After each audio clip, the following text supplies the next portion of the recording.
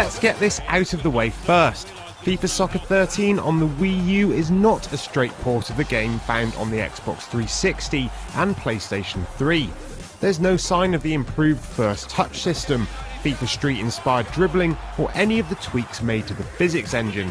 And, most disappointingly, there's no sign of the wonderfully addictive FIFA Ultimate Team.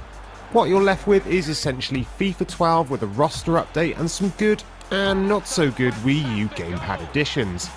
That's not entirely a bad thing. The core action is still as fun, tactile and good looking as it ever was, but if you're looking for the latest and greatest from EA Sports on the Wii U, FIFA Soccer 13 is a disappointment. What is new are the enhancements made for the Wii U gamepad. At its simplest, you can use the gamepad to play the entirety of the game away from the TV, but things get far more interesting when you use it alongside your existing display. A set of tabs along the touchscreen let you perform various managerial tasks while the action unfolds on the pitch. You can perform substitutions, change your formation, and dictate new strategies to your team, such as how aggressively they should be attacking and shooting, and all with just a few taps. The big, bold buttons are easy to tap, and while you might not be tweaking things during a heated forward run, pauses for throw-ins or set pieces provide the perfect opportunity to make a few tweaks, and much more conveniently than trawling through the standard menu screens. There's also a radar screen that gives you a simplified overhead view of the action. On the screen, you can tap on a player and drag him across the touchscreen to send him on a run, or tap on the opposition to mark and defend against specific players.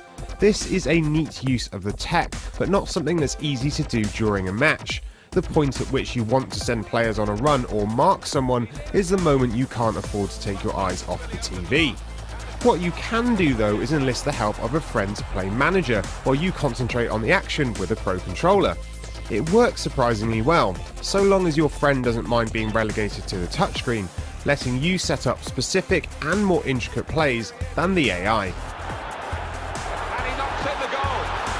The other touchscreen enhancements fare less well, namely those that let you touch to shoot and pass. Holding the gamepad up in front of you changes the touchscreen into the face of the goal, letting you take shots by tapping where you want the ball to go.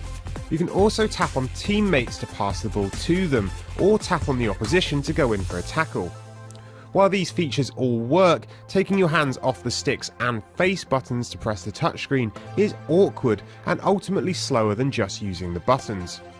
Penalties and set pieces work slightly differently. In those cases, you control a cursor by moving the gamepad around, using the cursor to aim your shot, and pressing shoot to control the shot's power. Though purists may balk at the idea, this system makes taking penalties much easier, and you still have the option of using the traditional controls if you prefer. Wonderful ball, and he's given that everything. Goalkeeper might be needed, and they celebrate an equaliser here. If you do opt to play using the traditional control schemes or a Pro Controller, then you get the same FIFA experience launched last year with FIFA 12. That means using the containment-based tactical defending system and the physics-based player impact engine. That means you still get a fun, energetic and wonderfully compelling game of football.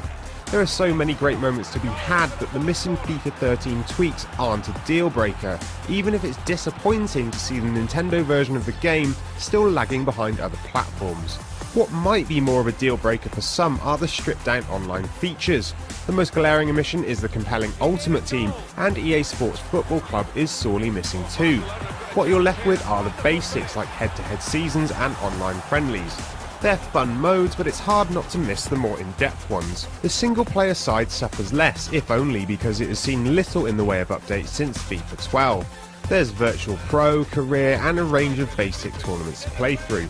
What's missing are the weekly statistic updates for teams and the skill games that appeared on other platforms. The exclusion of these features isn't the end of the world, but it's a loss for players nonetheless.